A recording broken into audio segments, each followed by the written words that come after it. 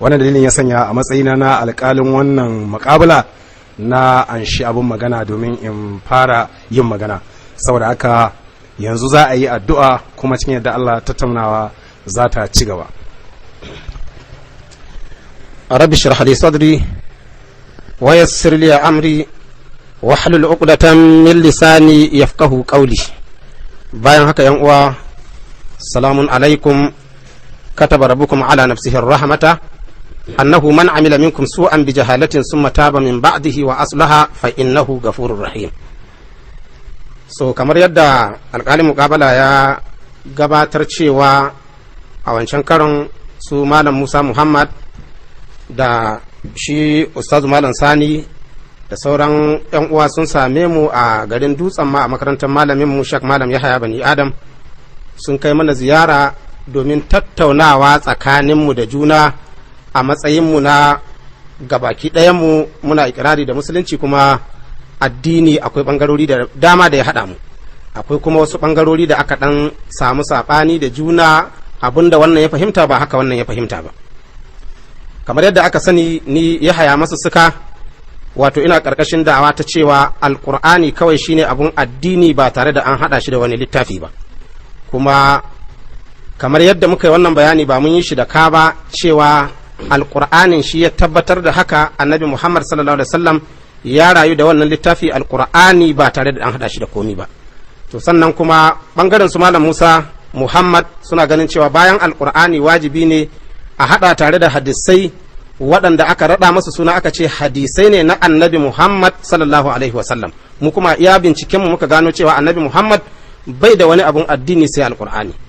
To an yi wannan tattaunawa ne akan haka, kuma gaskiyan magana abu ne wanda muka ji daɗin shi, muka yaba da shi. Masu addini waɗanda suke da bambancin fahimta su haɗu da juna, kuma ana raha ana dariya, aka yi abun nan cikin kwanciyar hankali da natsuwa, abu ne wanda ya ba mu sha'awa kwarai da gaske. To don haka a yanzu ma da suka neme mu, Ustaz Malam Sani ya kira ni ya ce to don haka ana nema a sake irin wannan zama, yaya za a yi. To kuma muka tattauna ta waya, muka gamsu da juna. Don haka a cikinmu akwai waɗanda aikin gwamnati suke yi, suka aje ayyukansu, akwai waɗanda suna da makaranta suna karantarwa, suka ba da hutu don a zanna a zo a yi wannan tattaunawa.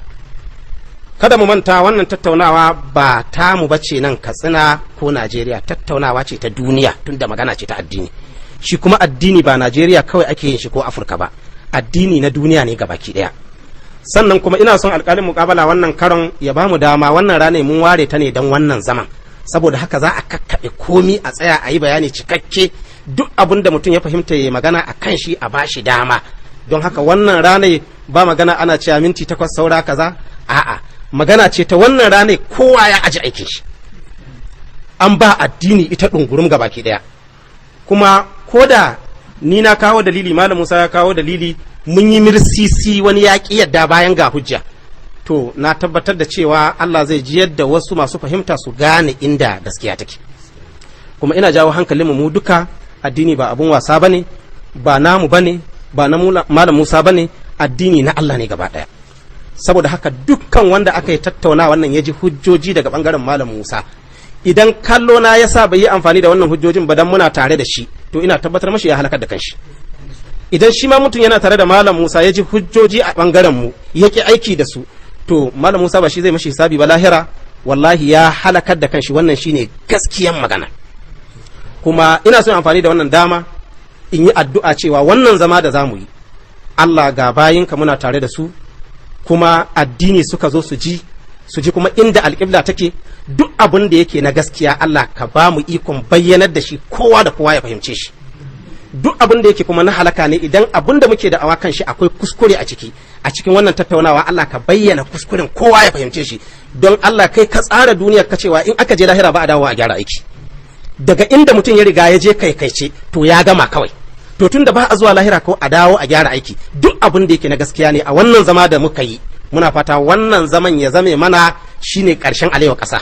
Duk abin da ba na gaskiya bane, Allah subhanahu wata'ala ya bayyanar da shi, kada bayin shi su rayu a cikin duhu. Kuma Qur'ani zalla zan yi shimfiɗa, haka Annabi Muhammad sallallahu alaihi wasallam ya zo ya karantar da shi, kuma ba shi ya haka ba, Allah ya umarce shi, ya ce mashi wattabi ma yuha ilayka wasbir واتبع ما يوحى إليك واصبر حتى يحكم الله وهو خير الحاكمين.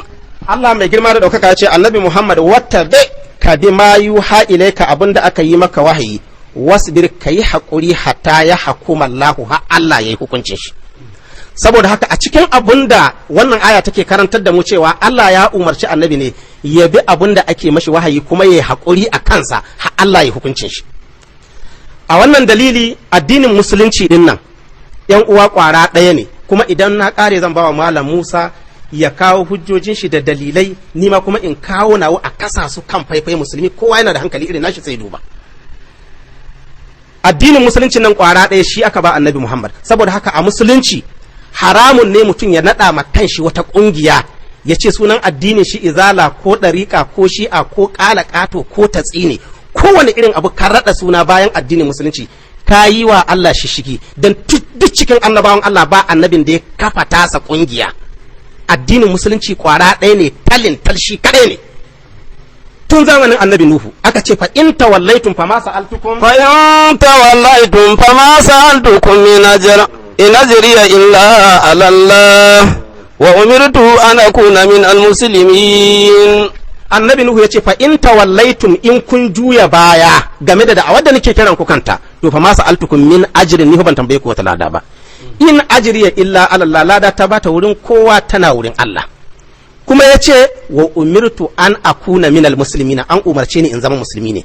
Annabi Nuhu duk kungiyoyin da ake yayi yanzu da tsohi da sabbi babu wanda ya kuma musuluncin shi ya ansu. Dukkan annabawan Allah ya ce idan ma mutane suka yi abuta kan wata kungiya ba addinin musulunci zalla ba, in suka je lahira sai sun yi adawa. Al-akhillau yawma idhin ba'dhum li ba'din adu lil muttaqin ya ibadi la khawfun alaykum al-yawma wa la antum tahzanun. Allah mai girma da ɗaukaka ya ce, wace aya ce ka ja mana?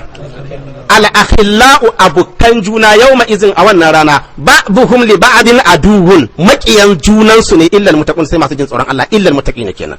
Ya ibadi la khawfun alaykum al-yawma wa la antum tahzanuna. To suwaye? Sai aka ce allazina amanu bi ayatina wa kanu muslimina, waɗanda suka yi imani da ayoyinmu suka zama musulmi. Saboda haka a addini musulunci zalla talintal, duk kokarin da kai a musulunci to Allah bai baka lasi ka kafa wata kungiya dalilin kokarin ba, saboda kokarin annabi Muhammad ne ya kauda lata, ya kauda uzza, ya kauda manata, amma duka addinin shi yana nan kwara ɗaya musuluncin nan. إنما أمرت أن أعبد رب هذه البلدة الذي حرمها وله كل شيء وأمرت أن أكون من المسلمين. هاجي أبند النبي محمد يقول إنما أمرت أن أعبد رب هذه البلدة الذي حرمها وله كل شيء. yace an umarce ni in bautawa ubangijin wannan daki wanda shi Allah din ya tsare shi wannan gari na Makka, yace walahu kullu shay'in, domin komai nashi ne. Annabi Muhammad ya ce wa umirtu an akuna minal muslimina, ni an umarce ni in zama ne daga cikin musulmi. Kuma shi musuluncin nan ko da kungiya yanzu ka zabe ta ka sa mata suna na larabci yayi daɗi, to akwai fa zaben Allah, akwai zaben ka. In aka kasa su a faifai wa ausa biha Ibrahim banihi wa yaqub ya bani inna Allah hadda lakum ad-din fala tamutunna illa wa antum muslimun. Kaji cha aka ya baniya, ya ku ƴaƴana in ji Yaqub, yace inna Allah hasdafa lakum ad-din, Allah ya zaba muku addini. Ka tuna zabi fa Allah, in ji Ibrahim yace wa ausa biha Ibrahim banihi wa Yaqub ya baniya inna Allah hasdafa lakum ad-din. Wannan Ibrahim kenan yace Allah ya zaba muku addini, wala ta mutuna kar ku yadda ku mutu illa wa antum muslimuna, sai kuna musulmi. Da haka ashe hadari ne ka mutu a cikin sunan wata kungiya ba musuluncin nan da Allah subhanahu wata'ala ya umarce ku da ku yi shi ba. Saboda haka addinin musulunci kwara ɗaya ne, sunan shi kenan taliltal. Tsuha a musulunci baka kai annabi Yusufa, shine duk dangin shi annabawa, babansa kakansa duka annabawa ne, amma duk da haka yace rabbi qad ataitani minal mulki wa 'allamtani min tawilil ahadith fatiras samawati wal ardi anta waliyyi fid dunya wal akhirah. Sai yace tawaffani musliman, Allah kashe ni ina musulmi. Ashe duk darajar nan ta annabi Yusuf so yake Allah ya kashe shi musulmi. sannan idan kai sabon musulmi ne akwai waɗanda suka zo aka gwabza gaban fir'auna su ran nan suka musulunta amma suka ce wa ma tanqimu minna وما تنقم منا إلا أن آمنا بآيات ربنا لما جاءتنا ربنا أفرج علينا صبرا وتوفنا مسلمين. ran nan suka musulunta amma suka ce rabbana afrij alaina sabran yace mi wa tawaffana muslimina ka kashe mu muna musulmai. Saboda haka anan yau ina ganin domin bayanan da muka yi a baya wanda suka danganci hadisi mun tattauna su da malam Musa ɗaya bayan ɗaya kuma mun tsaya mun fiddo abun fili duk maganar da zamu yi sai mun buɗe hadisi mun karanta shi mun nuna lambar shi da sunan hadisi da sunan juz'i da lambar inda hadisi yake. Saboda haka bangaren abin da ya shafi hadisi ina tsammanin na sai yanzu malam Musa ba mu da matsala a bangaren nan dan mun riga mun yi maganar hadisin nan ɗaya bayan ɗaya an gano cewa baya da alaka da musulmi kwata-kwata. Ba musulmi suka rubuta shi ba, bai da alaka da addinin musulunci. Annabi Muhammad Qur'ani aka bashi shi kuma ya kawo. Don haka tunda muka karanta lambobin hadisi komi da komi to na san a wancan zama malam Musa ce shi abin da yake magana gaskiya, duk inda gaskiya ta tabbata in ni na kawo in shi ya kawo duk musulmi ya kamata ya amince yadda.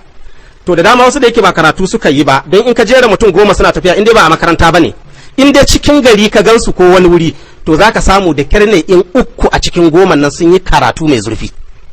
Akwai waɗanda sun yi tsammani da Buhari nan tare suke da annabi, wasu sun yi tsammani su musulun ɗinnan kila duk abokan annabi ne, kila masu habbai ne. Kamar Maliku da muka yi magana shi wani ya yi tsammanin tare suka tashi da annabi. To kuma mun zo mun karanta gaban su Ustazu Malam Musa cewa Maliku nan bai taɓa ganin annabi Muhammad ba, kuma ya girmi Buhari ya girmi Muslim. Saboda haka kuma mun karanta a rubuce a hadisin nan. Yau ina so mu cika zaman nan da adalci, duk hadisi da ifi ma ba za mu kawo shi ba. Ina son duk hadisin da zan ja da shi sai wanda yake sahihi ne a wurin masu hadisi, wanda yake ingantacce. In dai ba ifi ne to ba za mu kawo shi a cikin wannan tattaunawa ba kwata-kwata. Domin wancan zama da muka yi, hadisin nan da muka ce gashi a cikin Muslim an ce Annabi Muhammad baban shi dan wuta ne, hadisi ne fa sahihi a wurin masu shi, ba fa da ifi bane. Wanda kuma a Bukhari suka ce Annabi Muhammad yayi tabin hankali na watanni, ba fa da ifin hadisi bane. Ingantaccen hadisi ne. Sannan a wurin hadisin nan a Muslim din nan ya nuna cewa zina da sata wannan ba matsala bane, bai hana ka zuwa aljanna. Karanta wuri zina da sata fa aka ce wannan bai hana ka zuwa aljanna kwata-kwata. Saboda haka zuwa wurin yana cikin Muslim din nan shi kuma juz'ul awwal shafi na 60 hadisi na 153 ga Muslim din kuma muna tare da shi. Saboda haka bangaren abin da ya shafi hadisi na san bamu da matsala. Yau ina ga kila za mu karkata ne bangaren abin da ya shafi kungiya dinnan, tunda a zaman da muka yi da Ustaz Malam Musa ya gaya mana cewa yana karkashin jagoranci wato na Sheikh Yakubu Musa Kafancan Katsina kenan da kuma Sheikh Abdullahi Balalau a matakin ƙasa kenan. Wannan kuma mun sani shugabanni ne na Izala, duk da ba bangare na bane.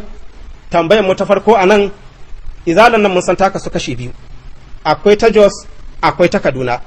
Tambayar farko cikin wace Sheikh Malam Musa yake, ta biyu kuma shine tunda sun kasu biyu cikin su kuma ba mai dariƙa, wace ce Annabi Muhammadu yayi don saboda dole ne musulmi yayi koyi da Annabi Muhammad. In kai addini baka koyi da Annabi Muhammad ba, addinin ka ya tashi kwandam. Laqad kana lakum fi maza لقد كان لكم في رسول الله إسوة حسنة لمن كان يرجو الله واليوم الآخر وذكر الله كثيرا. Allah ya ce laqad kana lakum fi rasulillahi iswatun hasanatun ko kuma uswatun hasanatun ayyuma qara'ata min alqira'at, ko mi ka karanta.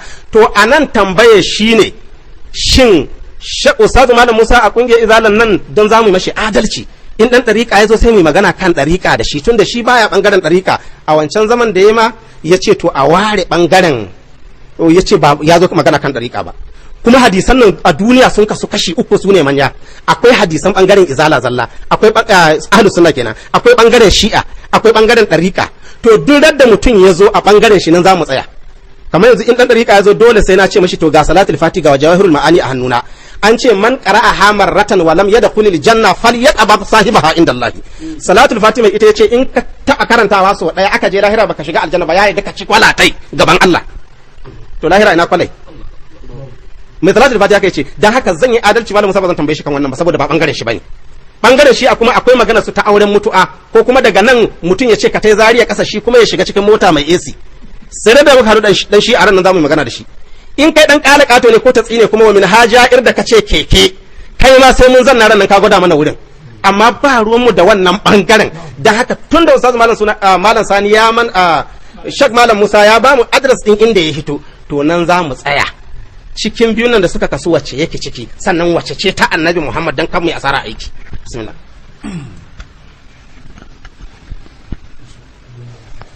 Bismillahir Rahmanir Rahim. إن الحمد لله تعالى نحمده ونستعينه ونستغفره ونعوذ بالله تعالى من شرور أنفسنا ومن سيئات أعمالنا من يهده الله فلا مضل له ومن يضلل فلا هادي له أشهد أن لا إله إلا الله وحده لا شريك له وأشهد أن محمدا عبده ورسوله أما بعد فإن أصدق الحديث كتاب الله وخير الهدي هدي محمد صلى الله عليه وآله وسلم وشر الأمور محدثاتها وكل محدثة بدعة وكل بدعة دلالة وكل دلالة في النار. amma ba da assalamu alaikum wa rahmatullahi ta'ala wa barakatu. To abin na farko abin da zan ce godiya ta tabbata ga Allah madaukakin sarki da Allah subhanahu wa ta'ala ya sake hukuntawa ya kadarta haɗuwar mu a wannan guri mai albarka. Muna roƙon Allah subhanahu wa ta'ala ya sanya ma wannan zama albarka. Muna roƙon Allah subhanahu wa ta'ala ya nuna mana gaskiya gaskiya ce ba mu ikon binta a matsayinta na gaskiya, ya kuma nuna mana ƙarya ƙarya ce ya ba mu ikon kauce mata a matsayinta na ƙarya. Wannan kamar yadda gabatarwa ta gabata a baya tun daga tattaunawa ta farko, wanda wannan ita ce tattaunawa ta biyu, cewa sunana Musa Muhammad, wanda ina zaune a wannan cikin gari mai albarka na Katsina a ainihin Jambangu Amir Kwatas. Ce kuma a harka ta addinin musulunci jagoranmu, babban jagoranmu, wanda shine wanda muke bi, annabi Muhammad sallallahu alaihi wa alihi wa sallam, sannan sahabbansa Allah subhanahu wa ta'ala ya kara masa yadda, irin su Abubakar, irin su Umar, irin su Usman, irin su Aliyu, irin su Hamza, irin su Talha da dai sauransu. Haka abin da ya shafi tabi'ai din daga irin su Ata bin Abi Rabah, irin abin da ya shafi al-Musayyib da dai sauran tabi'ai, manya-manyan tabi'ai wanda yake ba sai na kawo sunansu ba, har zuwa tabi'ut tabi'in, irin su Abu Hanifa, irin su Imam Malik, irin su Imam Shafi'i, irin su Imam Ahmad. Haka ka taho akan abin da ya shafi malaman hadisi, irin su Imam Bukhari, irin su Imam Muslim, irin su Imam Tirmidhi, Nisa'i, Ibn Majah, irin su Abdurrazzaq da dai sauransu. A ƙara gangarwa irin su Sheikhul Islam Ibn Taymiyyah, irin su Muhammad bin Abdul Wahhab, har ka taho zuwa nan gida Najeriya, ce muna karkashin jagoranci ne na Sheikh Abdullahi Balalu. A nan kuma garin Katsina muna karkashin jagoranci ne na Sheikh Yakubu Musa Hassan Katsina ko Kafancan kamar da malam ya ambata a baya. Sannan a ainihin angon muna karkashin Malam Bulyaminu, wanda yake zamu zo mu tattaunawa ta addinin musulunci. Malam ya yi doguwar shimfiɗa, wanda doguwar shimfiɗa da malam ya yi ba a da buƙatar ta a wannan muhallin, don ba ita bace muhallin niza, ba ita ce wanda muke tattaunawa tsakanina da malam ba. Da haka muƙaddimar da malam ya yi, ayoyi da ya kawo na abin da ya shafi musulunci su ba su ne muhallin niza ɗinmu da malam ba. A ga wannan muƙaddima ce wadda ba ta da muhalli a nan gurin, ba muhallinta ba ne ba. Sana abin da malam ya ambata cewa magana akan hadisai an tattauna ta a baya, cewa ta riga ta wuce, ai kaɗan aka fara shiga, dan ba a tattauna ba tukunna, kaɗan aka fara shiga akan abin da ya shafi hadisai, dan tunda su wannan kuma su ne dama muhallin niza tsakaninmu da malam. Kaga maganar cewa ce misali hadisai yanzu an riga sun tabbata ba na manzo sallallahu alaihi wasallam ba, a ina aka gano cewa ba na manzo sallallahu alaihi wasallam bane ba, wanda akan su ne muke tattaunawa.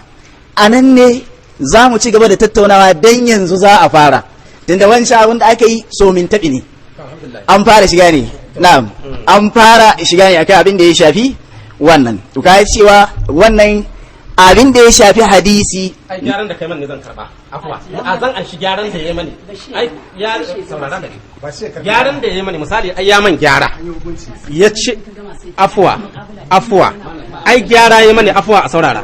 Wannan akwai tsari da muka yi, zaman da muka yi dutsen ma, cewa a saurara mana yayi bayanin shi in yi nawa, idan aka je muhallin da zai tambayin ya tambayin, in aka je muhallin da zan tambaye shi in tambaye shi, amma in kowa yana sa baki abin ba zai bada ma'ana ba. Ai shimfidar da nai ya ce ba a muhallinta bane to yana da kyau sai a dawo kan muhallin kenan dalilin da na kawo musulunci na san dalilin musulunci har muka haɗu nan dan in ba dan musulunci ba wani abu da zai sa kowa ya bar abin da yake yazo duk wani abu da ka sani reshe ne na musulunci to amma tun da ya ce ba bagiranta bane ana bagire ne kan hadisai don haka yanzu sai a cirato kenan a dawo kan zallan tsuran magana hadisi shin hadisin nan musulmi ke ruwaito shi ko kafirai alga da malam Musa faɗi man sannan afwa musulmi ke ruwaito shi ko kafirai musulmai ke ruwaito shi musulmi suke ruwaito hadisi to su kuma musulmi zamanin annabi doka aka yi masu aka ce ya ayyuhal ladzina amanu la tadkhulu buyutan nabiyyi يا أيها الذين آمنوا لا تدخلوا بيوت النبي إلا أن يؤذن لكم إلى طعام غير ناظرين إليه ولكن إذا دعيتم فادخلوا فإذا طعمتم فانتشروا ولا مستأنسين لحديث. to in dai mu'minan ne na tare da annabi ai doka aka yi masu aka ce ya ayyuhal ladzina amanu la tadkhulu buyutan nabiyyi illa an yu'dhana lakum ila ta'amin ghayra nadhirina inahu walakin idza du'itum fadkhulu fa idza da'imtum fantashiru sai aka doka aka ce kul wala musta'nisina li hadisin kakku shantake ku ce za ku yi hadisi saboda haka in dai zamanin annabi Muhammad ne doka ce akai kuma asalin hadisi misali zamanin annabi Muhammad sallallahu alaihi wasallam shi kanshi a hadisin sai da aka ce yayi doka cewa kan wanda ya sake ya rubuta wani abu na hadisi balle har a ruwaito shi babu misali idan aka kawo aya mutum yana iya mata ta'awili ya juya ya ce a'a ko ba haka ga usulul hadisi dauko ai tunda magana hadisi ake sai mu dauko usulul hadis afwa ai man afwa dauko mu usulul hadis afwa kai hakuri zan baka ka ci gaba da magana amma zan dawo kan kwarin magana da muke tunda magana hadisi ake kai man afwa don Allah kai hakuri na'am kamata ya kamar saboda ai ka sani ka zan yi gyara ai yanzu zamu dawo kan yanzu duk magana da aka yi ta magana Islam duk magana da aka yi ta Islam yanzu an aje ta yanzu wata ce za a sake tunda an ce a koma kan bangaren abin da ya shafi hadisi ka aje waccan an aje ta tunda an ce a aje batun Islam a dawo kan doron magana hadisi ko a ba haka yake shi hida ba ta yi ba to wata ce ake yi abuwa yawa ai waccan shi hida yanzu an tattare ta yawa yanzu wata ce za a yi misali kuma idan ba a manta ba zaman da muka yi duk abin da muka yi muna son ya zama a rubuce ne ba ka waɗi magana ka zare ido ya zamto in ka waɗi za ka karanta wani abu na farko ga usulul hadis ya ce rawa abu sa'idin al-kudri anna rasulullahi sallallahu alaihi wa sallam qala la taktubu anni wa man kataba anni ghayra al-qur'ani falyamhu yace qala aka ce manzo Allah sallallahu alaihi wasallam yace la taktubu anni kakku sake ku rubuta min wani abu wa man kataba anni ghayra al-qur'ani duk wanda ya rubuta min wani abu wanda ba qur'ani ba falyamhu ya shahe shi wannan ita ce shinhidar da muka sake yanzu waccan shinhidar ba ta an gane yace wa hadal hadis wannan hadisi kuma asahhu ma warada an rasulillahi sallallahu alaihi wasallam fi hadal bab wannan shine mafi inganci daga cikin abun da ya gangaro daga wurin annabi sallallahu alaihi wasallam wannan hadisin yafi kowanne inganci a cikin wannan babu dan haka hadisin ba ba'ifi bane idan har za a gina hukunci da hadisi gashi yace wa qala sa'idin al-kudri jahadna bin nabi sallallahu alaihi wasallam sa'idin al-kudri yace mun yi kokari wajen annabi sallallahu alaihi wasallam an yi azana lana fil kitabi akan yayi mana izini mu rubuta wani littafi fa a ba sai yaki wa fi riwayatin anhu daga wata riwaya kuma daga wurin shi yace qala yace ista'azan nabi sallallahu alaihi wasallam fil kitabati falam ya azallana mun yi kokari annabi ya mana wato izini mu rubuta hadisi ya kiya rawa an abi hurairata in baka san sa'idin al-kudri ba ka san abi hurairah ai tunda yau da kullun kana jin hadisin shi kala yace kharaja rasulullahi sallallahu alaihi wasallam wa nahnu nakatubul ahadith manzon Allah ya fito ya tada mu muna rubuta hadisi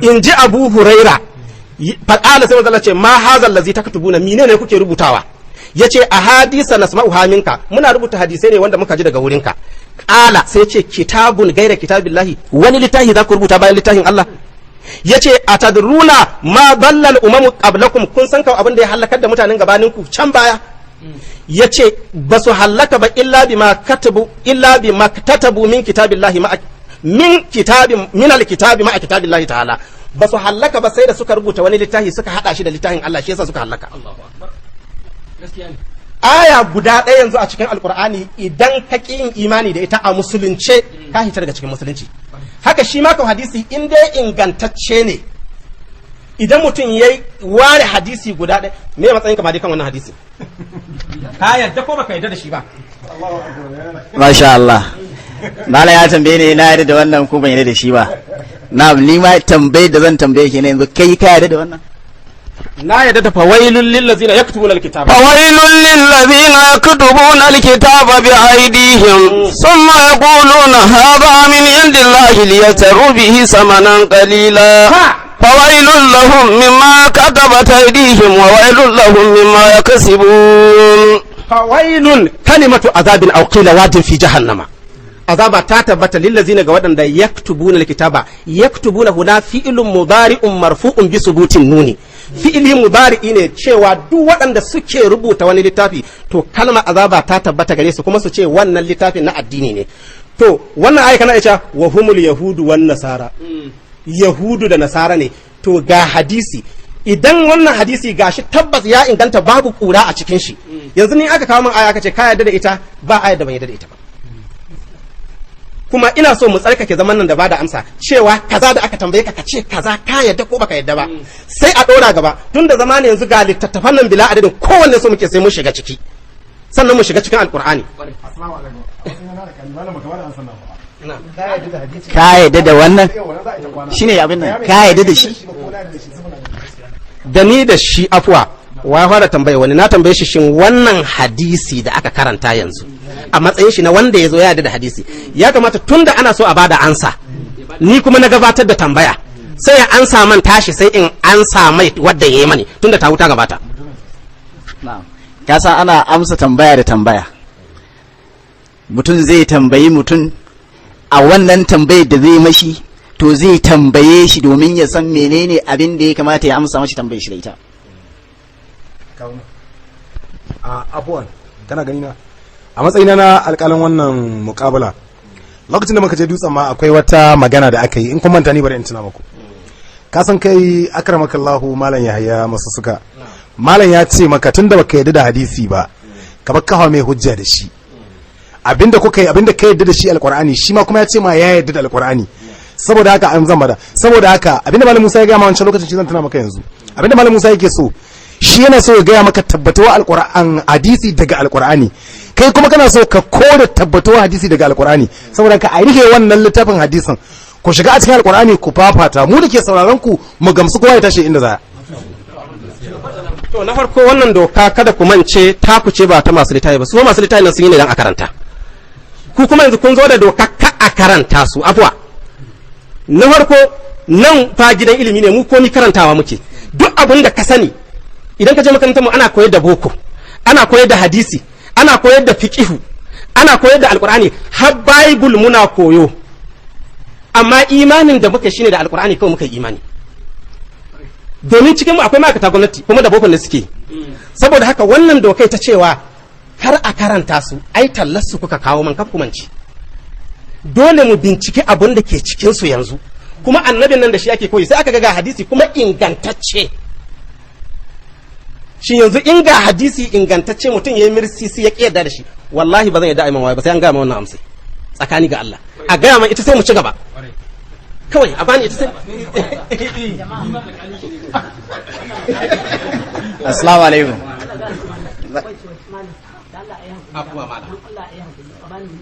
a'a ba za a baka gaskiya ba za a baka ai baka cikin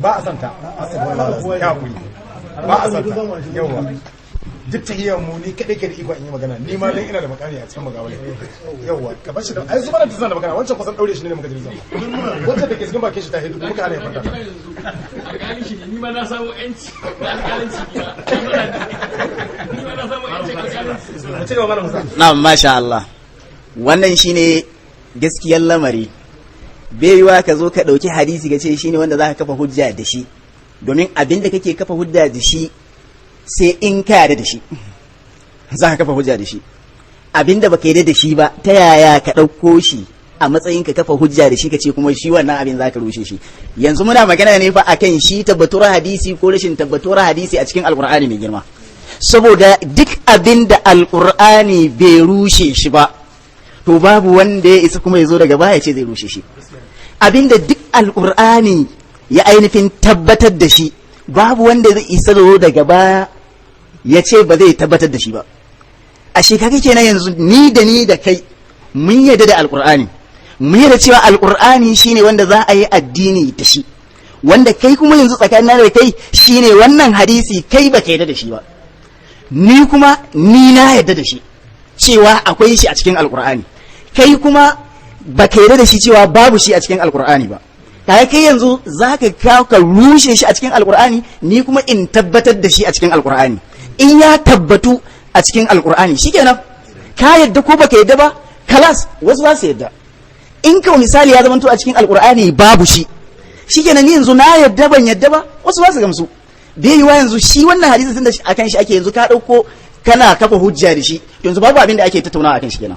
Saboda abin da ake magana akan shi an dauke shi, to da me za mu tattauna akan shi? Shi ne ake tattaunawa akan shi, tabbato shi ko rashin tabbato shi. Haka bai yiwa ka dauko hadisi ka ce za ka kafa hujja da shi. Kawai qur'ani za ka kafa hujja da shi, ni ma qur'ani zan kafa hujja da shi. In tabbatar da hadisi kai in zan iya a cikin alqur'ani, kai ma ka rushe hadisi in za ka iya a cikin alqur'ani. Khalas, wannan shine. Ka san wannan zama mun yi shi, kuma turjiya ba ita za ta ba mu natija ba a cikin wannan zaman.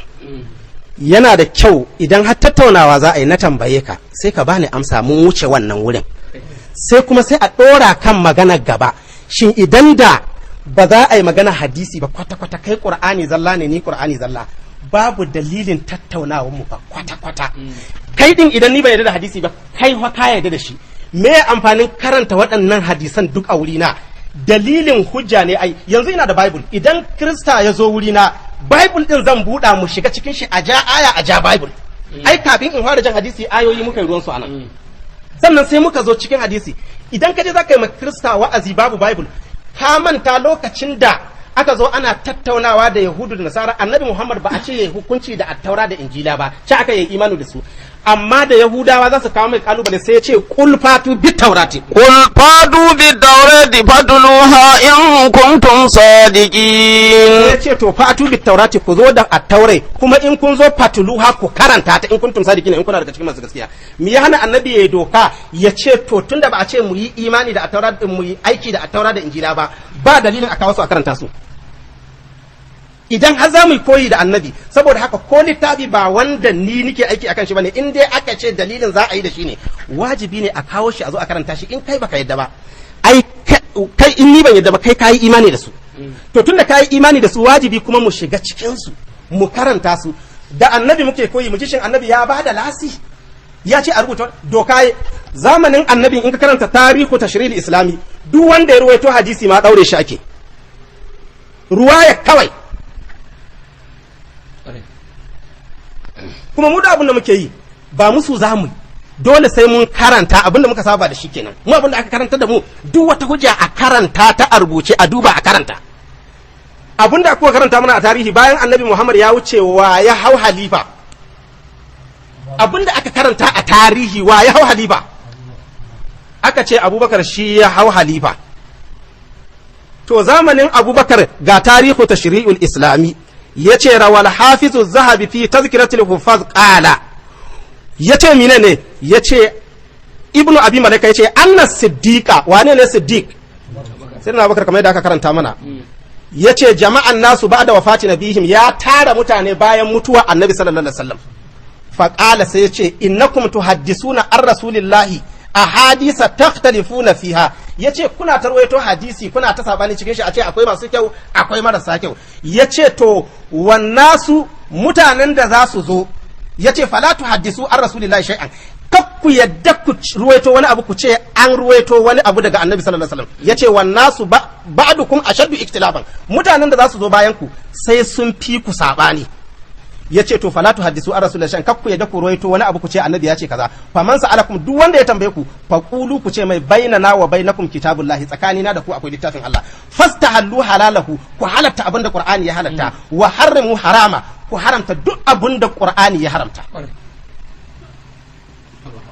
Ashe kaga cewa in muka duba rayuwar annabi da su sahabban, idan dai ba barin abin rubuce zamu yi ba, mu dawo abu na fatar bakin malam Musa.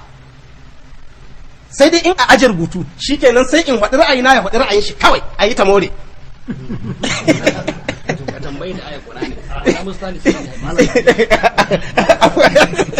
kai an samu ma doka abuwa to a jilali kalan bayan Umar ya wuce saiwa bayan Abubakar a tarihi muke magana sai Umar ko to gashi abin da ya faru kuma mun ce an daure waɗanda suka ruwaito hadisi rawa gashi bari mu fara da wannan tukunna yace an Muhammad bin Amru yace an Abi Salma an Abi Hurairata daga Abi Huraira wa qultu lahu shi Abi Salma ya tambaye Abu Huraira yace akunta tuhaddisu fi zamanin Umar kau kana ruwaito hadisai haka za kamar haka faƙala sai ce law kuntu ahaddisu fi zamani Umar law kuntu ahaddisu da ina ruwaito hadisi fi zamani Umar zamanin Umar mislu zalik kamar haka yadda nake ruwaitowa yace la darabani da Umar ya sa bulala ya zane kuma da muka ce da muka karanta wannan hadisi an sa'id ibn ibrahima yace an abihi anna umara habasa salasatu ibn mas'udin wa abu darda'i wa aba mas'ud al-ansari aka ce zamanin Umar ya daure waɗannan mutanen su uku dalilin mi ya daure su ga dalili yace kada aka sartumul hadisa an rasulullahi sallallahu alaihi wasallam saboda kuna ruwaito hadisi ku ce annabi ya ce kaza to zancen Umar da zancen Usman da zancen Abubakar duka mu aje don tunda an gaya mana sahabbai ne to ai suna bin annabi Muhammad sallallahu alaihi wasallam ne to mu dawo kan doron hadisi wanda aka ce na annabi ne sallallahu alaihi wasallam mu warware wannan shin yanzu wannan hadisi kai malam Musa aje ni kai ka yadda da shi ko baka yadda da shi ba na yadda da shi a ci gaba ban yadda da shi ba a ci gaba a wuce wannan kalma mu kara gaba masha Allah Allah shiga ta malam Allah ya saka maka da alkhairi amin ko da yaushe ni na gamsu na yi imani ba zan halatta abin da alƙur'ani bai halatta shi ba ba zan haramta abin da ƙur'ani bai haramta shi ba to dan saboda haka yanzu shi wannan hadisai baki ɗayansu duk ma wani abin da ake ce ma hadisi to yanzu sai mun gano a cikin alƙur'ani babu shi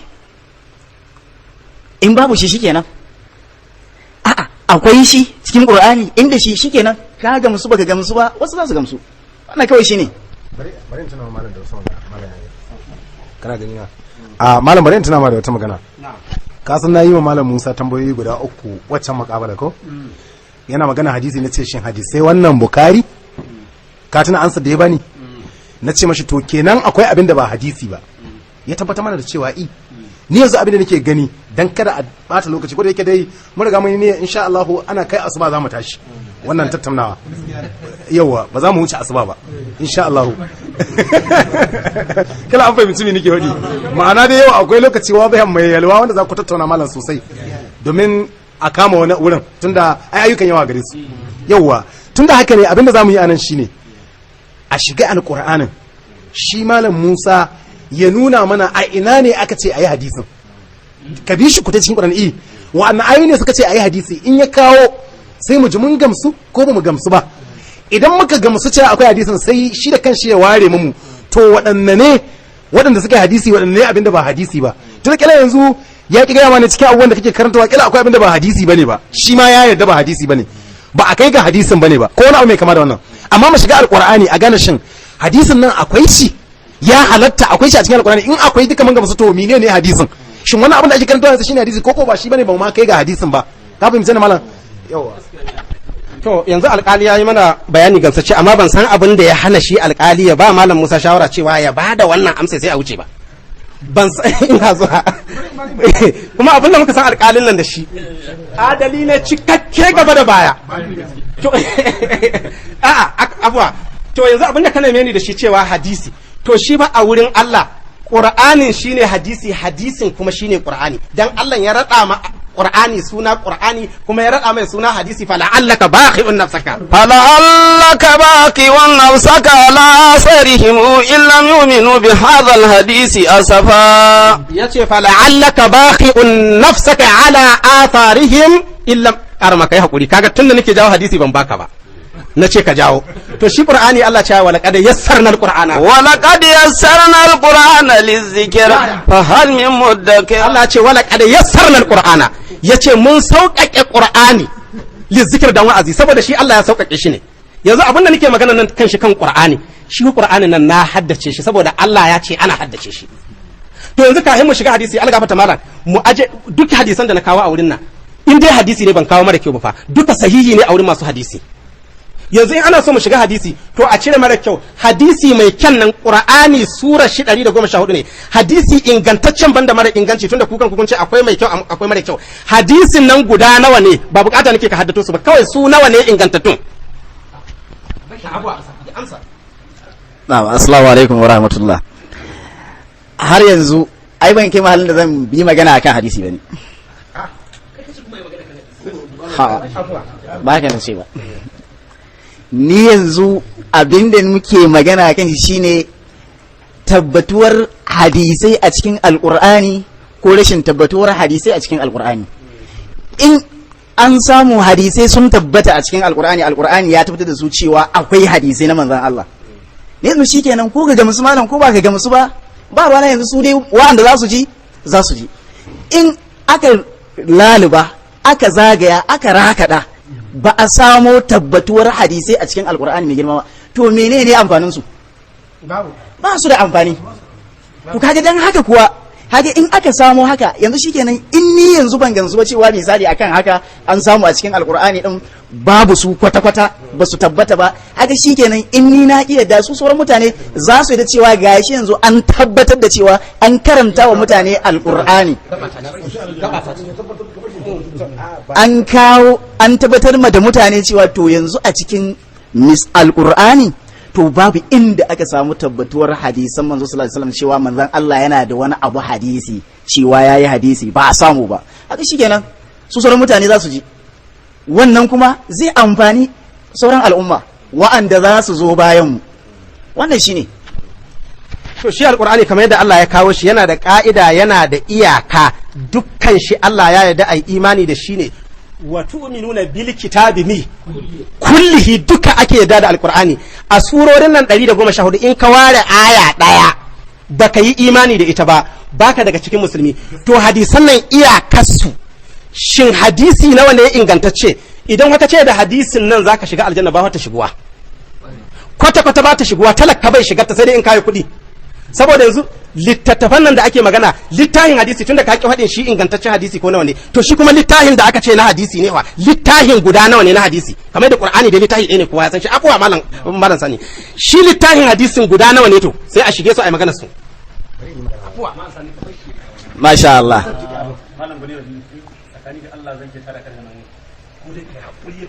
to shi ma wannan kace shi wannan ai akwai magana saura shi ke ka bari na ba mana alƙasar kowa ya bar sa to shi ke ci gaba ta littafin guda nawa ne in ka bari da na huta da kai wallahi to barka da magana zan tana da muhimmanci yawa haba malam ya masa yawa shi qur'anin nan gonar ka ce wani da ka bari a shiga alqur'anin nan shin ya shiga ya gano maka ayoyin da suka ce hadisi akwai shi mana kada mutum ko ina yau da Allah ya sa qur'anin nan baka san shi ba sai mu ce tsoro kake a shiga ka bari a shiga alqur'anin yawayin an shiga layin ce ma da ai a shiga alqur'anin a gano maka wa'annan ayoyi ne suka ce akwai hadisi ina aka ce ya aka ce mu muna ji ko muna fahimta yaran da ake Allahu akbar koko ina ga na huta da kai yawa in za ka yi sau 100 malam Musa ba yadda zai ba sake mai doka zai saboda haka mu tai qur'anin wata aya da wata aya wani wuri da wani wuri ina aka ce hadisi da tabbata idan aka tabbatar na gaya ma ko mun gamsu ko mu gamsu ba shikenan duk maganar da za a kawo kana da hujja da za ka kare ta duk maganar da za ka kawo malam Musa yana da hujja da zai kare ta mu da ma iya kama saurare ku kai addu'a ce Allah ya nuna mana gaskiya ce ba mu ikon binta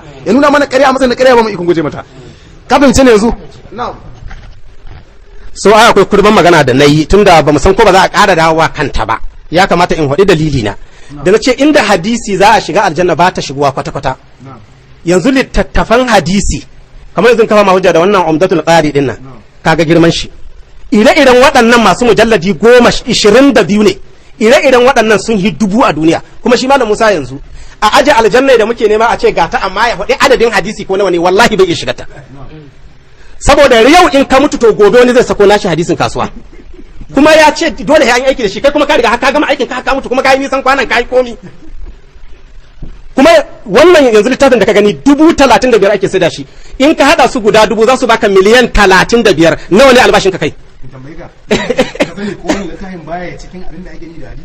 a'a littafin hadisi ne littafin hadisi ne to yanzu malam tun yanzu zaka shige mana gaba ka nuna mana ayoyin da suka ce a yi aiki da hadisi, amma afuwa ta shine gaya man dalilin da yasa ka ki gaya mana dalilin me yasa baka yadda da wannan hadisi ba, ko ka yadda yadda ce fa kawai sai mu wuce, ko ban yadda ba sai mu wuce, ai gaba ce. Na'am, dalili a nan gurin shine zan faɗa, na faɗa a baya kuma zan ƙara faɗa. Hadisan nan su ne muke jayayya tsakanina da kai.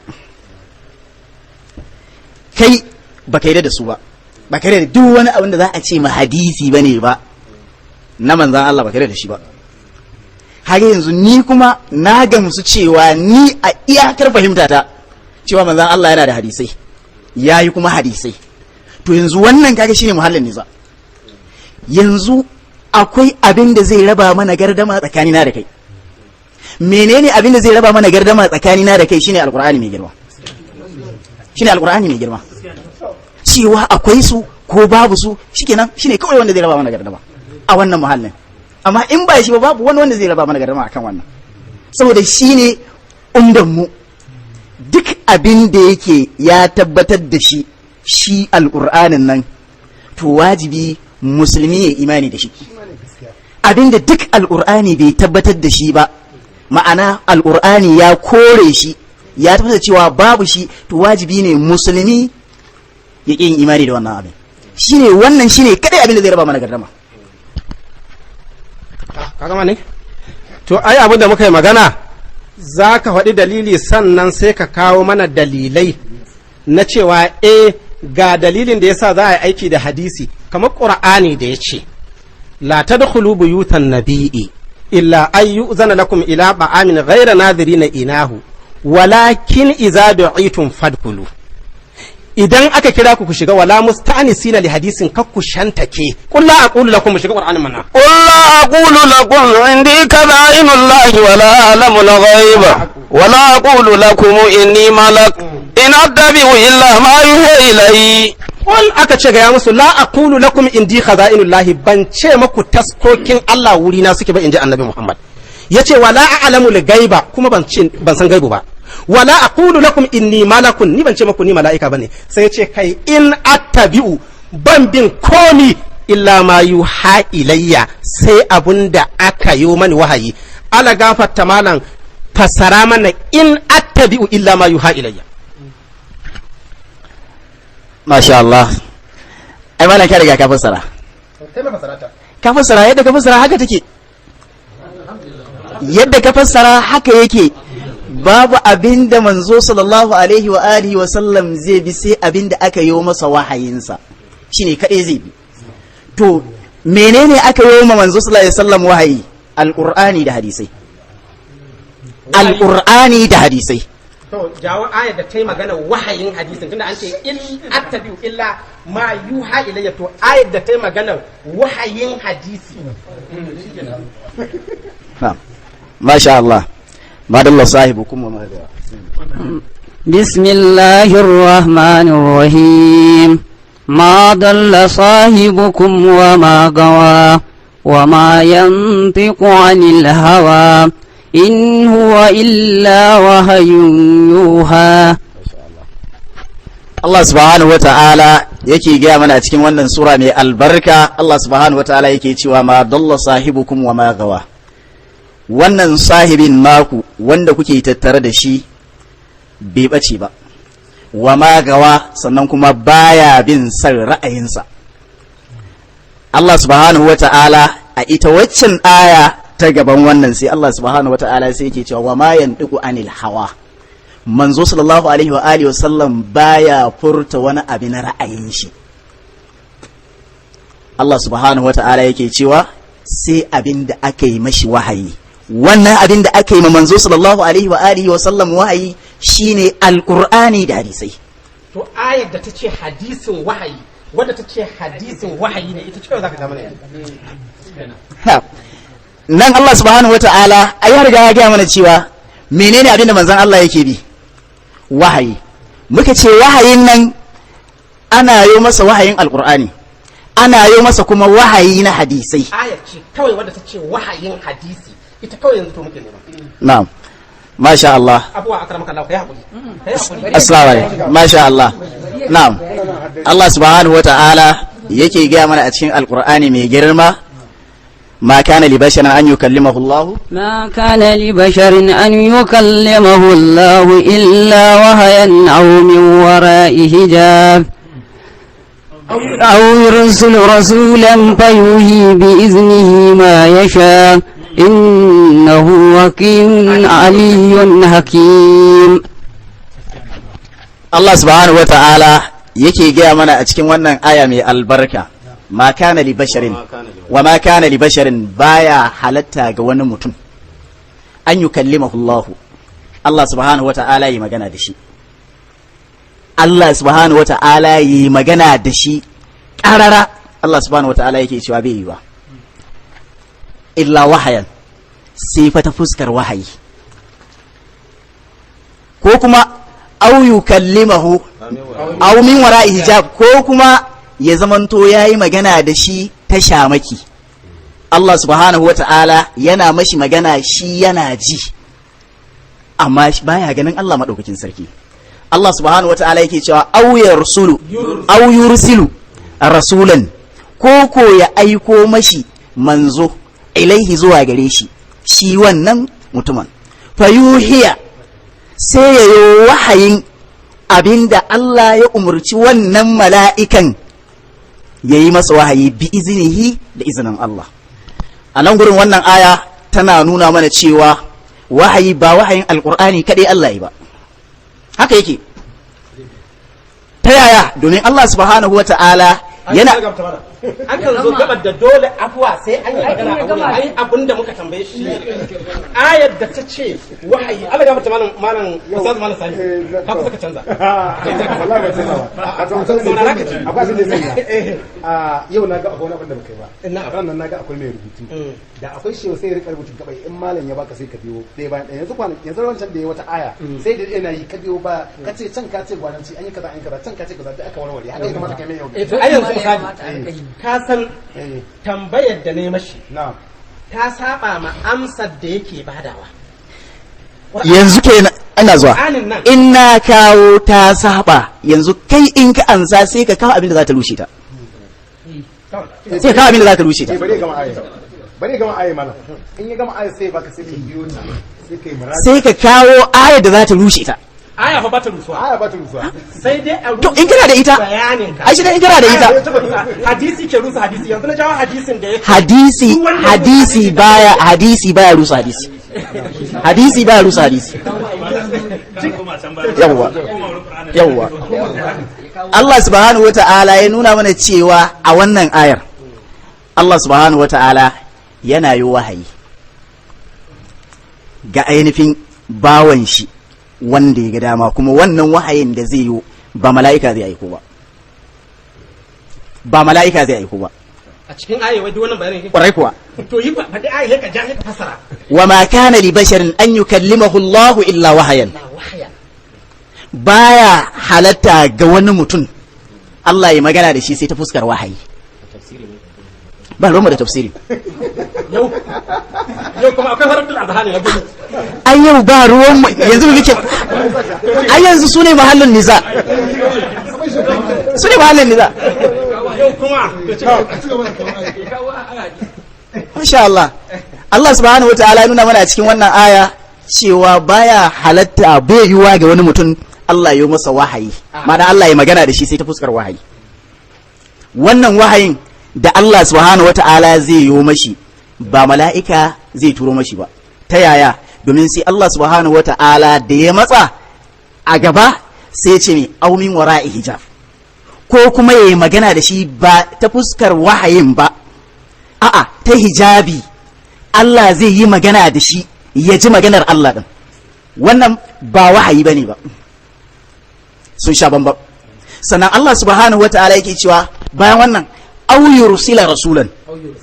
yursilu rasulan ko ya aika mashi da manzo wane ne wannan manzon shine mala'ika fayuhiya bi iznihi ma yasha'u sai ya yi mashi wahayin abinda Allah ya turo wannan mala'ikan da shi ya masa wahayi abinda Allah ya so kaga kenan a wannan aya akwai wahayi da Allah yake yi ma bawansa ba ta fuskar mala'ika ba. A wannan aya akwai tana nuna mana Allah yana yin magana da mutum ba ta fuskar wahayi ba. Bayani ne kake ya kamata mutane su gane iyaka aye su gane iyakan bayanin ka. Saboda ka gama fassara yanzu ka ci gaba da bayani to yanzu aye za a aiki da ta ko bayanin ka don ba kowa ya karatu wani ba zai bambance iyakan bayanin ka ba zai bambance. Ai wannan ba bayani bane ba. Abinda aya take nunawa ne. Abinda aya ne take nunawa ba bayani bane ba. Saboda ban kawo wani abu sabo a ciki ba. Ina zuwa wannan kenan kaga akwai wahayi kenan. Wannan aya take nuna mana wanda Allah zai yi wa bawan shi ba mala'ika zai aiko mashi ba ko ko yi mashi magana ba wahayi ba ta ainihin hijabi ta shamaki ko kuma ya turo mashi mala'ika din ya yi masa wahayin abin da Allah ya turo shi ga wannan mutumin da Allah subhanahu wataala ya turo shi zuwa gare shi. Wannan kenan to ashe kaga kenan ashe kamar da abuwa bai kamata ka tsararawa ba kai hakuri ai yana da kyau ai magana ni ma yi magana san da Allah akar makalla bari ka fassara ai har ka je karshen abuwan akar makalla masha Allah yanzu bayani nake to ai shine ake ka bi doron ayat ai doron da muka bi to ai ka fassara ta yanzu to ai shine to yanzu wata aya yanzu misali wata aya zan kawo wata aya ne wata aya zan kawo magana kan wannan aya an shekshare magana ta sai mu dora kan wata aya gaba ai tunda aka ce wahayi aka ce akwai wani wahayi a koye sai Allah ce qul ayyu shay'in akbaru shahada qul illahu shahidun bayni wa bainakum wa uhiya ilayya hadha alqur'anu liunzirakum bihi wa man balagha innakum la tashhaduna anna ma allahi alihatan ukre. Ya isa idan na faɗi malam Musa ya kiyarda ni ma malam Musa ya faɗi na kiyarda ai akwai shaida. Kul ayyu shay'in akbaru shahadatan mi yafi komai girman shaida wanda in ya bada shaida duk musulmi ya sallama. Qulillahu shahidun baini wa bainakum. Allah shi da shaida tsakanina da ku shi muke ma addinin nan. To sai annabin yace wa uhiya ilayya hazal qur'an. An yi man wahayin wannan alqur'ani kuma me dalili li unzirakum bihi dan in maku wa'azi bihi qur'ani kada ya gwada sai ce kai ba ni kadai ba wa man balaga duk wanda ya tadda qur'ani ma nan gaba da qur'anin zai yi wa'azi kuma Allah ya bada shaida lakinillahu yashhadu bima anzala ilayka anzalahu bi ilmihi wal malaikatu yashhadun wa kafa billahi shahida. Lakinillahu yashhadu bima anzala ilayka, Allah yana shaida game da abin da ya saukar maka kai annabi Muhammad sai ya ce anzalahu bi ilmihi. Anzalahu don Allah mu yi majuna adalci, hu ya nuna littahi ɗaya ko biyu ko uku tsakani ga Allah, duka mu ji tsoron Allah. Shin anzalahu littahi ɗaya gwada ko da yawa? Mu ji tsoron Allah mu duka kawai gaya mani. Amsa zan baka aiko? To ba ne in baka amsa. Ai an fara ɗaya ce anzalahu littahi ɗaya gwada ko biyu. Kuma ɗaya ce ba shi ba ka sai mai duwa. Sai to gaya mani. Masha Allah.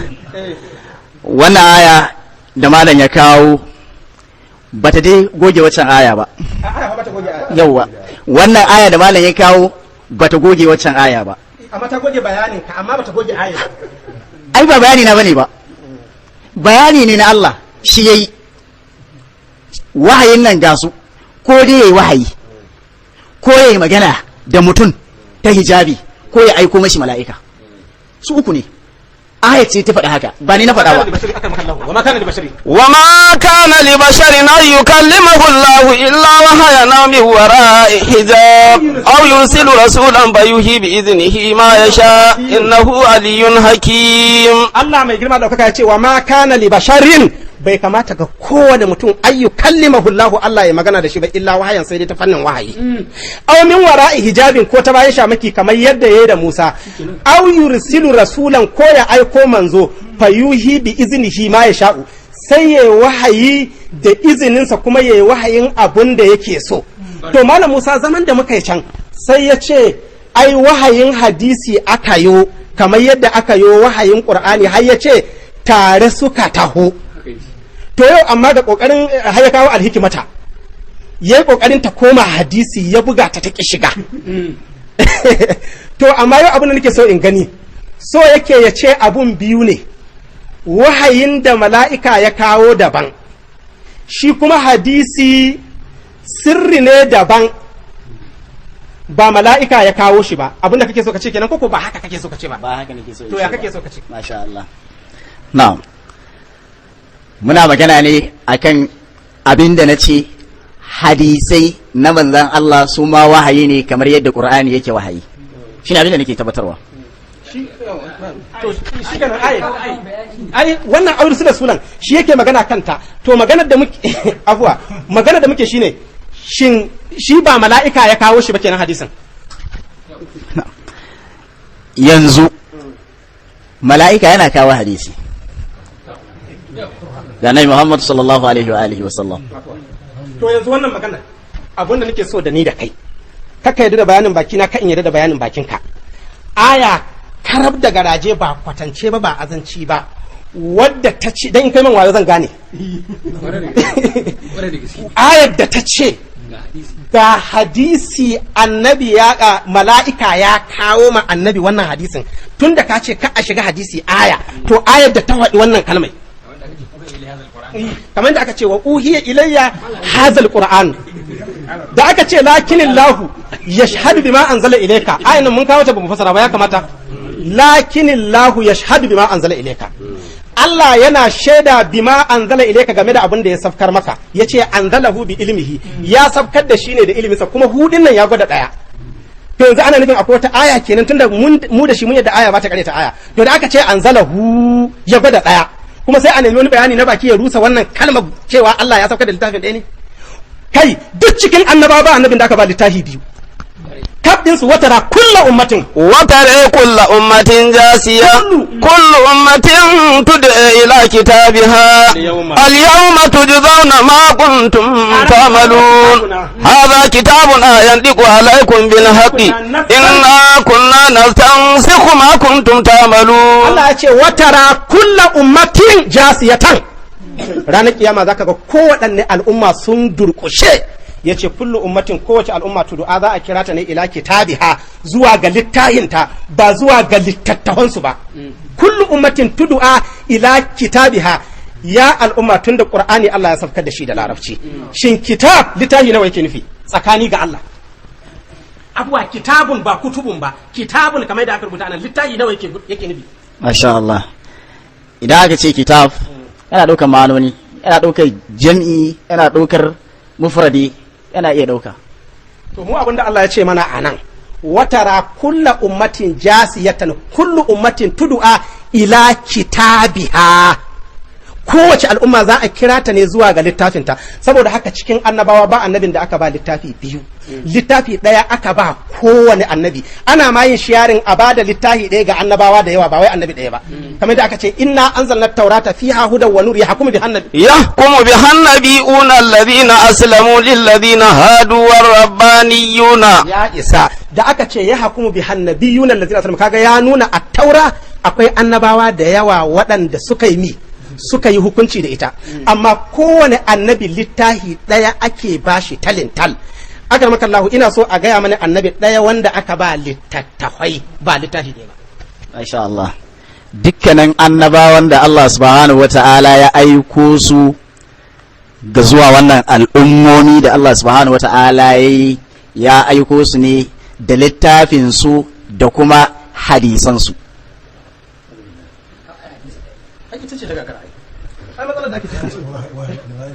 Dukkaninsu Allah subhanahu wa ta'ala yake gaya mana a cikin alkur'ani abinda zai ƙara nuna mana haka, kamar abinda na faɗa a baya, tun za mu ƙara shiga za mu tafi insha Allah.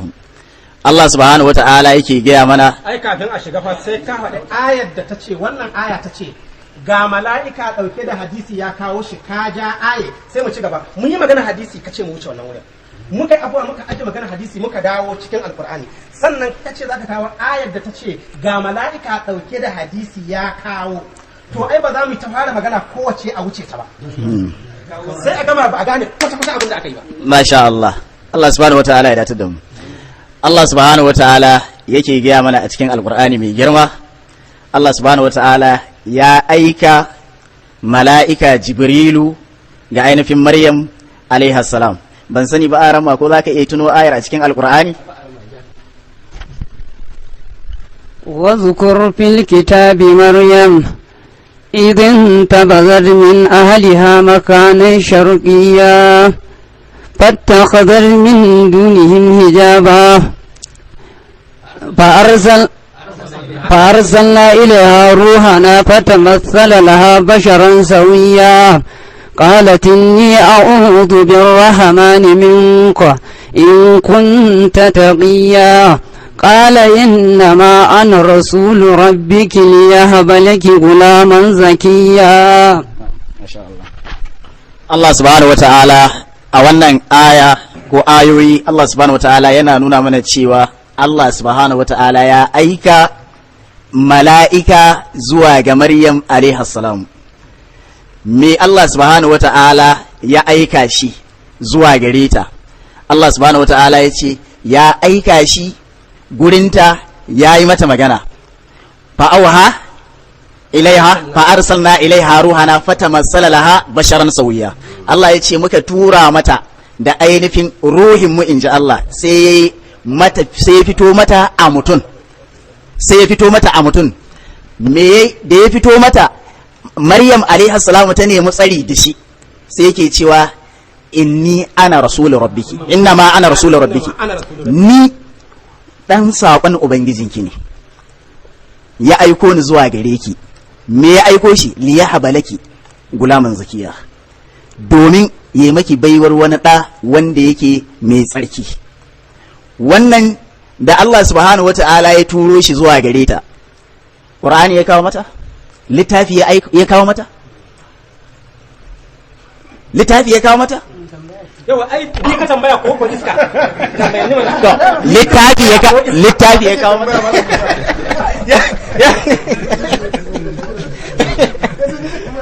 yawa ya kamata a gane wanda aka tambaya sai ba da amsa. To na farko nan dai ba mu ji Abu Hurairah ciki ba, ba mu ji Muslim ciki ba, ba mu ji Buhari ciki ba.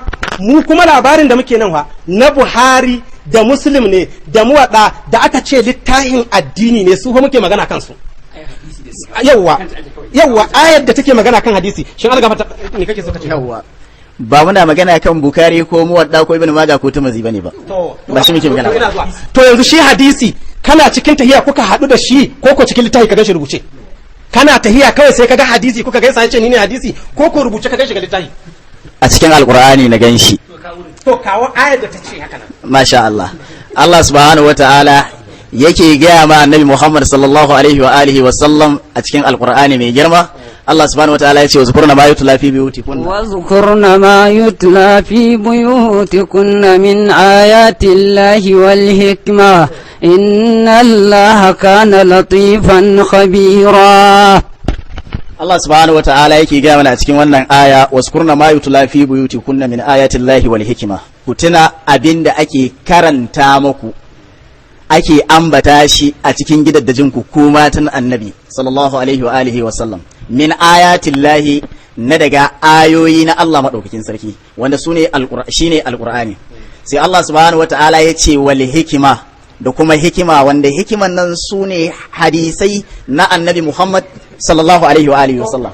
To ina so ai ka kawo dalili, ai na tambaye ka kama hamsa ba ka na tambaye ka kama hamsa akar maka Allah kai ka bari in ya gama ya ka duk bayanin da zaka saboda ya yi sauki. Allah subhanahu wataala ya nuna mana cewa ya ainihin kawo waɗannan abubuwa guda biyu, waskurna ma yutla fi buyutikunna min ayati Allahi wal hikma. Ayatillah alqur'ani, alhikma ita nan kuma me hadisai na Annabi Muhammad sallallahu alaihi wa alihi wa sallam, ko dukkanin wani annabi da Allah subhanahu wa ta'ala ya turo shi. Allah subhanahu wa ta'ala yake faɗa a cikin alqur'ani mai girma, walaula fadlullahi wa rahmatuhu, walaula fadlullahi alaikum walaula fadlul. Idan aka kawo hadisi aka bata shi zamu yi afuwa a wuce, amma dauka ake yi idan ana jin aya ba daidai ba haka fa za ta tafi. Yana da kyau duk inda aka bata aya mu yi magana kanta, gaskiyar magana. Ina zo afuwa. Wanda ya kawo aya ya magana, idan har abun ba gamsuwa aka yi ba to a koma a sake fassara aya a gamsu da abin da yake. Maganar da yace yanzu ai ya maimaita maganar da ya dutsen mace. Yace idan ayatillahi da hikima suka haɗu wuri biyu, ya ga afuwa ita zamu ji yanzu ai.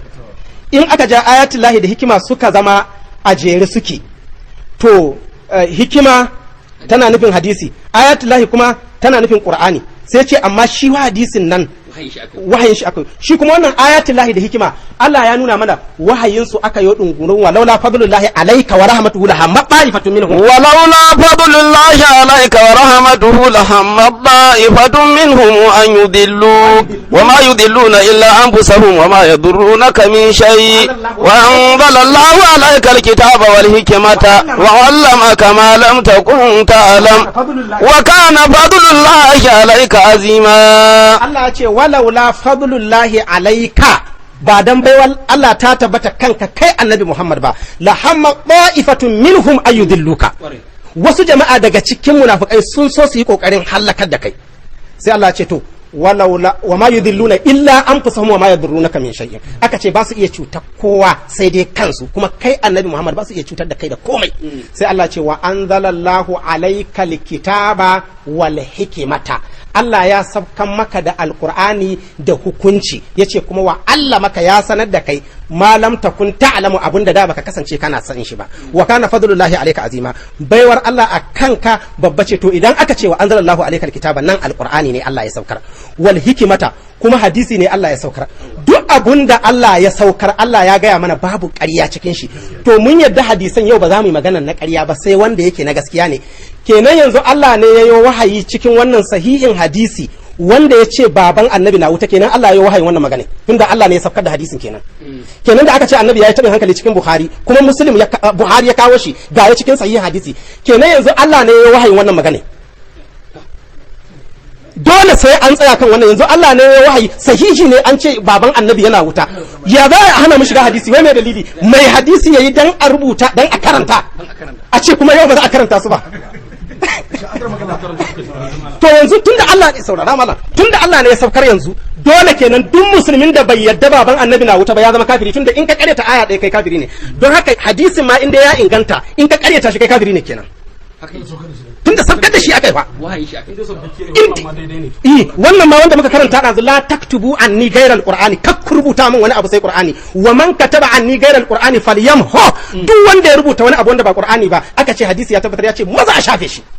kenan yanzu Allah ne ya sabka da wannan, ko yanzu zaɓa kake ne cikin hadisan ingantattu, sai wanda ya yi ma shi ne za mu yi bayani kan shi. duk wanda ka ga akwai matsala sai ka ƙi damu isa wurin shi. sai dai in zaɓe kake, in ko ya zama mutum zaɓe yake a addini, Allah ya gaya mana dabba ta yi shi hankali. Afaraita man takaza ilahahu hawe wa adallahu Allahu ala afa anta takunu alayhi wakila am tahsibu anna aksarahum yasma'una aw yaqilun in hum illa kalan'am bal hum adallu sabila. Allah ce afara aita man takaza ilahahu hawahu, ko kaga wanda ya rike son ran shi sai abin da ya zaba shine addini. ya ce mina ne afa anta takunu alaihi wakilan, shin annabi in aka je lahira zaka tsaya ka zama mai wakili ne wurin Allah, ka ce zaka anso shi? am tahsabu anna aksarahum yasma'una aw yaqilun, ko tahsibu duk daya. shin kana tsammanin irin waɗannan masu zaɓin ra'ayinsu kawai shine addini suna ji ko kuma suna hankali? Allah ce a'a, inhum illa kal an'am, ire-iren su waɗannan kamar dabbobi suke. sai Allah ce balhum adallu sabila, sun ma dabba bacewa. shin kenan yanzu in na fahimce ka, hadisin nan ta zamu yi kenan, saboda haka yau ba ma magana ingantacce za a yi ba kenan. wato ko ya inganta sai dai ka tsunkulo ga yawa cikin Buhari na an ce baban annabi na wuta, ka ce kuma wahayin shi aka yi, in dai ingantacce ne. kuma gashi cikin Buhari, mu ha duk littafin da zai taba mutuncin annabi wallahi alazimi ban garar da zamu daidaita da shi ba, saboda annabi Muhammad sallallahu alaihi wasallam Allah ya gaya mana dungurum shine tushen addinin. duk wanda cikin zuciyar shi ya raya kuma barin umarnin annabi shi yasa aka shiga halin da ake ciki. falyahdharil ladina yukhalifuna an amrihi an tusibahum fitnatu law yusibahum adhabun alim. duk waɗanda suke sabawa umarnin annabi wallahi su yi hatara, in ba haka ba bala'i sai ya same su. gashi kuma ya sami mutanen duniya, saboda annabi ya kawo qur'ani zalla, sun yi littattafai sun kara. yau an wayi gari kan al'umma ya rarraba, bamu da murya ɗaya yau a Najeriya da duniya gaba ɗaya. yanzu kamar kiristoci, idan fafaroma ya magana duk duniyar kirista ta yadda, amma yau musulmi duk wanda ya yi magana sai ka tambaya dan wace kungiya ne ya yi magana. in kungiyar ka ne ka yadda, in ba kungiyar ka bane baka yadda ba. Allah kuma ya gaya mana ya ce wallazina kafaru ba'dhum والذين كفروا بعضهم أولياء بعض إلا تفعلوه تكن فتنة في الأرض وفساد كبير. Allah ce wallazina kafaru arna ba'dhum awliya'u ba'd, sashin su suna son sashi, kuma illa taf'aluhu in ba ku aikata irin wannan kaunar junan ba kuka rika son kanku. Yanzu in ka haifi ƴaƴa hudu, ɗaya ya zama dan tatsine ko dan ƙala ƙato, ɗaya ya zama dan izala, ɗaya ya zama dan dariƙa, ɗaya ya zama dan shi'a, ka riga ka rasa wannan ƴaƴan. Ba magana su daidaita, ba magana kaga sun haɗu kansu ya haɗu. Sai Allah ce to illa taf'aluhu in ba ku aikata irin wannan soyayya ba. Shi yasa yanzu duk wanda naga yana kungiya wallahi ina mashi uzuri, ya dauka da gaske ne.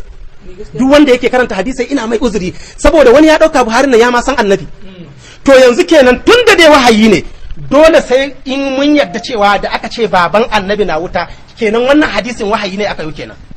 Mun ko Allah ce mana wa ma kunna mu'azzibina وما كنا معذبين حتى نبعث رسولا. Allah ce ba mu kasance muna azabtarwa ba sai in mun aiko manzo, saboda haka to wani manzo aka aiko wa baban Annabi har ya karyata aka ce dan wuta ne ga a cikin sahihu Muslim, kuma da ya ce hadisi na wahayi. Kuma wannan magana da ya saba ma duk wani malami ma na duniya, wannan ra'ayin shi ne nashi na kanshi, ba waɗanda suka ce hadisan wahayi ne, domin hadisan ga malaman mustalahu sun mana bayanin su ɗaya bayan ɗaya, sun warware mana komi da komi. Ai shi za mu ka shiga littafin ai wannan bayanin ra'ayin shi ne, saboda malaman mutsalar an gaya mana suke tace hadisan su diba su tace a yo wahayin ka zo ka tace ka ce ga na banza ga mai kyau kuma cikin littafi guda. Allah ya ce hada su din ka buɗe littafi ka ga akwai mai kyau akwai mara kyau, ya ce hadari ne wala talbisul haqa bil batili. To yau ba ma ruwanmu da na ƙarya, na gaskiya zamu wanda aka ce na gaskiya. Allah bari magana to alhamdulillah Allah ya saka alkhairi. Na farko dai mutane sun yi maganan sallah, kuma kamar yadda na faɗi wancan karan a lokacin sallah in yayi za a tashi a ta yi. Malam Alkasim kai zan gaya ma wannan magana da zan faɗi yanzu, kuma duk wanda zai kalli wannan bidiyo ko wani abu ya san cewa da kai nake. Da na san haka su malam za su rika wannan tattaunawai su da bari ma su suka yi ta, kila da ni da kai muka yi. Akwai wani abu guda ɗin da nake so ku gane, duk malaman duniya sun yadda abinda duk ya karo da alkur'ani ba hadisi bane. Duk malaman duniya da izala da dariƙa da shi'a da kowa duk mai bin hadisi. So ni anan ina ga inda malam Musa so yake kasa din ya tsawo ba, ai dukkan mun hada akan cewa a lokacin da ake sabkar da alkur'ani manzon Allah sallallahu alaihi wasallam yana faɗan aya tambaya da sabbai suke yi yana yi masa jawabi, wannan jawabin shine hadisi. So ya kamata su malam su koma, akwai abin da ya kamata su yi gaskiya, in ba haka wallahi zamu dinga a tashi ba abin bai bada ma'ana ba. Ka fahimce ni magana an wahayin hadisi ko ba a wahayin shi ba kuma ai kaza ba na zamanin ba. Malam Musa ya gaya wa malam abin da ya kamata su yi ya rike in ma ana so a ci nasara. Lokacin da ake wa manzon Allah sallallahu ta'ala alaihi wasallam wahayin alqur'ani yana hadi, mu'minai an ce ku yi sallah, ya zami sallah ya rasulullah, ku yi kaza in musu rubuta lokacin suna rubuta shine hadisin. Kun fahimce ni nan shi da malam in ya so sai malam ya ce to in wannan labarin ne yana nan cikin qur'ani mu mun yadda, ko kuma labari kaza ba mu yadda ba, ko an yi kaza an mutane su gamsu, kila ka fahimce ni. Yawa amma mu koma bayan mu dawo gaba. A idan malam Musa ya ce ba a yi wahayin hadisi ba, ni na ce na yadda aka tambaye ina ya ce ba aya in ta ce misali wannan hadisi ne. In malam Musa ya ce an yi wahayin hadisi ina ya ce na yadda aka tambaye sai in ce ina ga hadisi shine bayanin da Annabi Muhammad sallallahu alaihi wasallam ya rika yi wa mutane a lokacin da ana saukar da Alqur'ani. An ce ku yi aure, ya zamu yi aure da ya sadaki ikaza. Kila ka fahimci me nake yi malam Kausan, saboda ya kamata su tsabtace wannan tattaunawai a bita a hankali, a yi abun yanda, saboda na gaya muku a duniya ilimi za a aika da wannan abun ko ba gaskiya ba. Ka yi bayani malam gamsashe, malam ya bayani gamsashe, kuna aiki da ayoyin alkur'ani har ku tabbatar da hadisi a cikin alkur'ani ko kuma ku kore, ya faɗi magana wadda take a cikin alkur'ani aya kaza ta ce kaza, a'a baka fahimce ta ba, in ma haka ne kaza ake ni kaza ake ni, har mu gamsu. Ina kun fahimci abin da ke ni ni ban haɗu wannan ba na ce ba nan nake ba. Yawwa ka fahimce yawwa ka to mai tafsiri yawwa ina fata kun gane. Yawwa to abinda nake so a nan shine wannan abinda nake so in gaya malam Musa yanzu in gaya maka, ya kamata malam Musa su yi magana da malam akan abin da ya shafi hadisin nan ba komai bane. Hadisi shine bayanin da manzon Allah sallallahu alaihi wasallam ya rika yi wa sahabbai akan su ayoyin da ake sabkawa, wanda ina za a jira ya ce wahayi ne to jira kai ka ce wahayin shi akan kuma yanzu ka ce bayani da annabi ke yi shi ne hadisi yanzu kuma ya ce Allah ya wahayi ne a da ka ji kun yi kila ba ka ji a ku sa ku ji ni nan shawara da nake bada amma kun yi ikhtilafa kai da shi barka shi ya ce wahayi ne akai kai kuma ka ce bayanin da yake yi shi abin da yake so abin da sai ce ma wahayin shi ake yi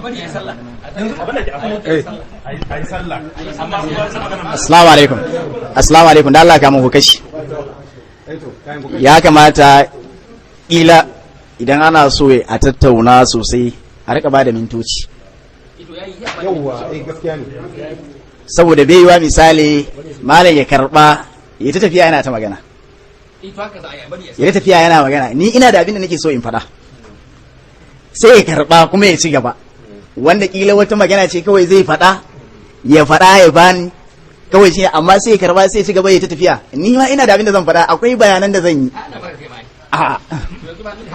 yawwa ya kamata a sanya lokaci to yana da kyau in ka'ida za a kafa sai an samu amincewa shi an samu amincewa ta duk abin da aka zo kan shi mai turki bai yiwa a rikodin din shi cikin kasar a bashi ya tahi dole sai an tsaya kan shi an warware shi don da kowa yana iya sara fagen shi kenan ya ta sara ya kapci inda yake so saboda haka duk abin da aka tadda wata tulluwa sai an tsaya bisa kanta an yi turjiya an leƙa mi ke cikin wannan tulluwai sannan sai a ƙara gaba sai a wuce yawwa ko in mutum ya ta maudu'i a faɗo kan shi